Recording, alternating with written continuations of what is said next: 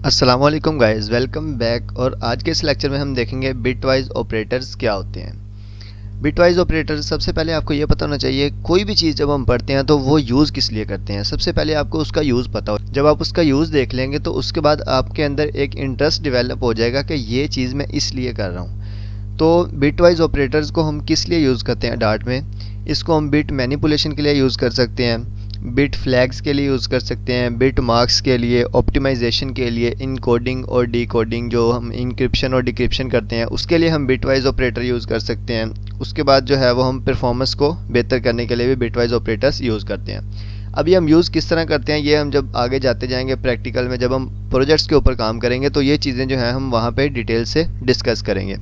तो अभी के लिए हम चलते हैं और देखते हैं कि बिटवाइज ऑपरेटर्स होते क्या हैं। This class of operators contain those operands which are used to perform bitwise operations on dart on operands। ठीक है, मतलब इसका मतलब ये है कि बिटवाइज ऑपरेटर्स ऐसे ऑपरेटर्स होते हैं। इसका ना मैं आपको वर्क फ्लो बताता हूँ। वर्क फ्लो ये होता है कि हमें डेसिमल में कोई चीज़ गिवन होती है, उसको हम क्या करते हैं, बाइनरी में कन्वर्ट करते हैं, और बाइनरी में हम उसके ऊपर ऑपरेशन अप्लाई करके उसको क्या करते हैं, फिर डेसिमल में कन्वर्ट कर देते हैं। वर्क फ्लो को आप दोबारा सुन लें। सबसे पहले हम क्या करते हैं, हमें डेसिमल में कोई चीज़ गिवन होती है, उसको हम क्या करते हैं, बाइनरी में कन्वर्ट करते हैं, और फिर बाइनरी में कन्वर्ट करने के बाद उसके ऊपर हम ऑपरेटर्स अप्लाई करते हैं। ऑपरेटर अप्लाई करने के बाद हम उसको फिर डेसिमल में कन्वर्ट कर देते हैं। अब बिटवाइज ऑपरेटर्स होते कौन कौन से हैं, ये बिटवाइज ऑपरेटर हैं सारे। ये एंड है, ठीक है, ये और, जोर, नॉट, लेफ़्ट शिफ्ट और राइट शिफ्ट ऑपरेटर हैं। ठीक है, अब देखें,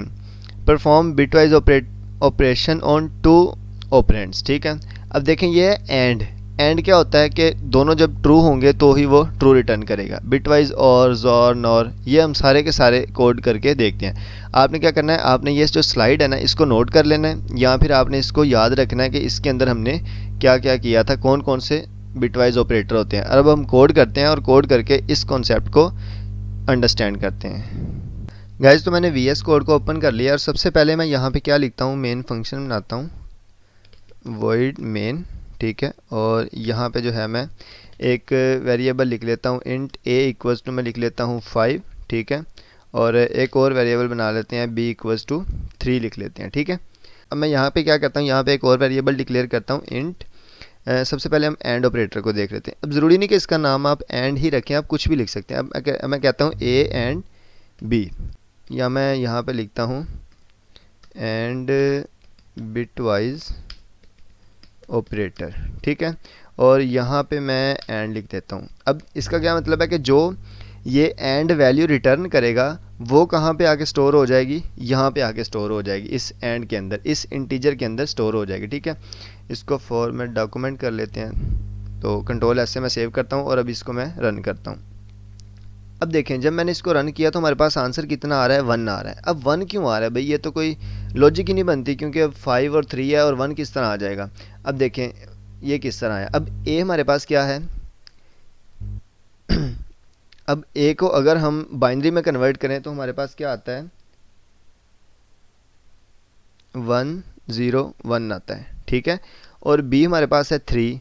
अगर हम इसको बाइनरी में कन्वर्ट करें तो हमारे पास क्या आता है, 1 1 आता है। ठीक है, यहाँ पे मैं 0 लगा देता हूँ क्योंकि इसमें भी 3 डिजिट है और इसमें भी 3 डिजिट है, तो हमारे पास इक्वल हो जाएगा। अब देखें, अब एंड में क्या होता है कि अगर दोनों ट्रू हों तो ही ट्रू रिटर्न करेगा, अदरवाइज क्या रिटर्न करेगा, फॉल्स रिटर्न करेगा। ठीक है, अब देखें यहाँ पे 1 है और यहाँ पे 1 है। ठीक है, अब मैं इसका आंसर आपको समझाता हूँ यहाँ पे। ठीक है, अब 1 और 1 ये भी ट्रू है और ये भी ट्रू है, रिटर्न क्या करेगा, ट्रू हमारे पास रिटर्न कर देगा। ठीक है, अब ये हमारे पास है 1 और ये हमारे पास है 0। 1 और 0 एंड में क्या होता है, 1 और 0 0 होता है। ठीक है, और उसके बाद हमारे पास 0 और 1 भी 0 हो जाएगा। ठीक है, अब एंड में क्या होता है हमारे पास कि अगर दोनों ट्रू हों तो ही ट्रू रिटर्न करेगा, अदरवाइज वो फॉल्स ही रिटर्न करेगा। ठीक है, तो अब देखें इधर भी 1 था और इधर भी 1 था, तो उसने 1 रिटर्न किया है और बाकी उसने क्या कर दिया है, 0 0 कर दिया। ठीक है, तो अब जब हम इसको डेसिमल में कन्वर्ट करेंगे तो हमारे पास आंसर क्या आएगा, 1 आएगा। ठीक है, उम्मीद है कि ये चीज़ आपको समझ आ गई होगी। अगर आपको ये चीज़ समझ आ गई ना तो फिर अगला काम आसान है। ठीक है, अब देखिए मैं ना इसको कॉपी करता हूँ और मैं इसको जो है ना वो नीचे भी लिख लेता हूँ। अच्छा, उसके बाद हमने क्या किया था, और ऑपरेटर पढ़ा था। ठीक है, और लिख लेता हूँ मैं यहाँ पे। उसके बाद हमने कौन सा पढ़ा था जी, स्लाइड से देख लेते हैं। और पढ़ा था, उसके बाद हमने ज़ोर पढ़ा था, ठीक है, यहाँ पे मैं ज़ोर लिख लेता हूँ। उसके बाद हमने जो है वो नॉट ऑपरेटर पढ़ा था, ठीक है, और यहाँ पे मैं नॉट ऑपरेटर लिख लेता हूँ, ठीक है। और उसके बाद हमने लेफ़्ट शिफ्ट और राइट शिफ्ट पढ़ा था, ठीक है। लेफ़्ट शिफ्ट और राइट शिफ्ट में आपको पढ़ाता हूँ अभी, ठीक है, ये वो इस यहाँ पे कॉपी नहीं करना, ठीक है। अच्छा, नॉट बिटवाइज ऑपरेटर, यहाँ पे नोट लगा देते हैं, ठीक है। और उसके बाद ये मैं रेज़ कर देता हूँ, मैं ना थोड़ी इसकी डॉक्यूमेंटेशन कर लूँ ताकि जो है ना वो आपको अच्छे से समझ आए, ठीक है। और उसके बाद जो है मैं यहाँ पे भी ज़ोर लिख देता हूँ, ठीक है, और यहाँ पे भी ज़ोर लिख देता हूँ, यहाँ पे और लिख देता हूँ, और यहाँ पे भी मैं और लिख देता हूँ, ठीक है।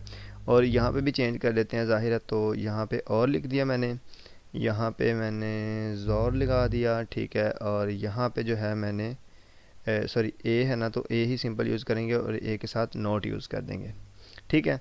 अब मैं इसको रन करता हूँ और आपको जो है ना वो आउटपुट दिखाता हूँ। देखें अब हमारे पास आउटपुट क्या आ रही है, ये देखें। अब यहाँ पे क्या होता है, यहाँ पे इस तरह का सीन होता है कि अगर और में क्या होता है, और में अगर एक भी हमारे पास ट्रू है ना, तो हमें आंसर क्या रिटर्न होता है, ट्रू रिटर्न होता है। अब जैसे वन, अब जैसे इधर से चलो स्टार्ट करते हैं, 1 और 0, अब ये ट्रू है और ये फॉल्स है, तो क्या रिटर्न होगा, ट्रू। अब 0 और 1 ये भी ट्रू रिटर्न करेगा, और 1 और 1 तो जाहिर है ट्रू ही रिटर्न करेगा, ठीक है। तो जब हम इसको डेसिमल में कन्वर्ट करेंगे तो ये क्या बन जाएगा, 7 बन जाएगा, ठीक है। और ऑपरेटर इस तरह है ज़ोर। अब हम और करके फिर क्या करते हैं, हम उसको निगेट करते हैं, और निगेट करने के बाद सॉरी एंड करके उसको हम क्या करते हैं, निगेट करते हैं। निगेट करने के बाद हम क्या करते हैं, उसका आंसर लिख देते हैं, ठीक है। उसके बाद है जी ये हमारे पास नॉट ऑपरेटर।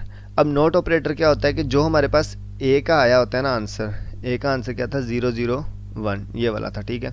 इसको हम क्या करते हैं, इसको हम उलट करते हैं और फिर हम उसको डेसिमल में कन्वर्ट कर देते हैं, ठीक है। अब मैं आपको समझाता हूँ कि लेफ़्ट शिफ्ट और राइट शिफ्ट ऑपरेटर्स क्या होते हैं। अब मैं ना यहाँ पे लिख देता हूँ इंट लेफ़्ट शिफ्ट, ठीक है। अब लेफ़्ट शिफ्ट के अंदर अब मैं क्या करता हूँ, देखिए हमारे पास ए हमारे पास क्या था 5, ठीक है। लेफ़्ट शिफ्ट होता है कि 2 operands left move right move करना है आपने, ठीक है। लेफ़्ट में आपने क्या करना है, ज़रूरी नहीं कि 2 ही आपने करना है, अब आप जितने मर्जी कर सकते हैं, ठीक है। अब देखें अब 2 है ना, तो मैं यहाँ पे मैं क्या करता हूँ, अब जो लेफ़्ट शिफ्ट है ना उसमें हमने क्या करना होता है, राइट मूव करना होता है, और जो राइट शिफ्ट है उसमें हमने लेफ़्ट मूव करना होता है। अब यहाँ पे मैंने लिखा, तो अब देखें सिंपल जो है ना वो ये है। अब देखें जो हमारे पास ए था उसका आंसर क्या आ रहा था, उसमें बाइनरी में 101, ठीक है। अब जब हम 101 को 2 डिजिट राइट शिफ्ट करेंगे, लेफ़्ट शिफ्ट में क्या होता है, हम 2 डिजिट राइट मूव करते हैं, तो यहाँ पे 2 ज़ीरो और लग जाएंगी।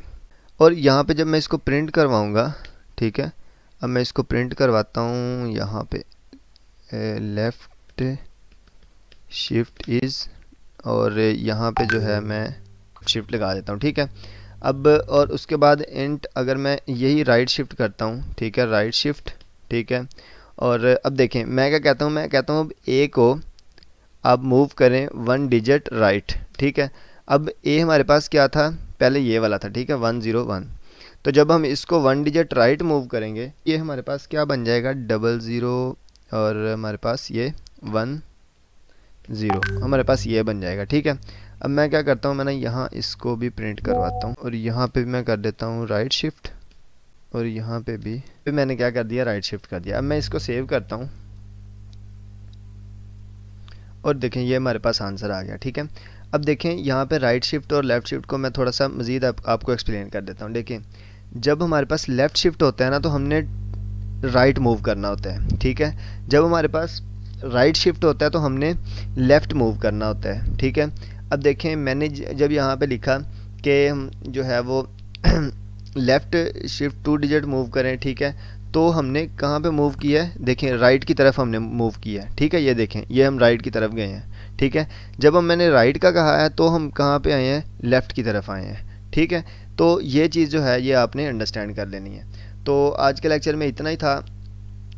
उम्मीद है कि आपको ये लेक्चर समझ आ गया होगा। अगर आपको फिर भी समझ नहीं आया, क्योंकि मैं ना इसमें ज़्यादा डिटेल से एक्सप्लेन नहीं कर सका आपको, अब आपको अगर तो इसका आइडिया है कि आपके पास एंड क्या होता है, नॉर क्या होता है, एक्सॉर क्या होता है, नैंड क्या होता है, ठीक है, ये सारी चीज़ों का आपको आइडिया है, फिर तो ये आपके लिए बहुत ईजी है। लेकिन अगर आपको इन चीज़ों का नहीं आइडिया तो फिर आप मुझे बताएं, मैं इस पर जो है ना वो डिटेल अलहदा से आपको प्रोवाइड कर दूंगा, ठीक है। आप जो है वो मुझे मेल भी कर सकते हैं, वो जो मेल जो है वो डिस्क्रिप्शन में गिवन होगी, ठीक है, आप मुझे मेल भी कर सकते हैं। और वैसे भी जो है अगर आपको किसी भी हेल्प की ज़रूरत पड़े तो जो है आप मुझे अप्रोच कर सकते हैं।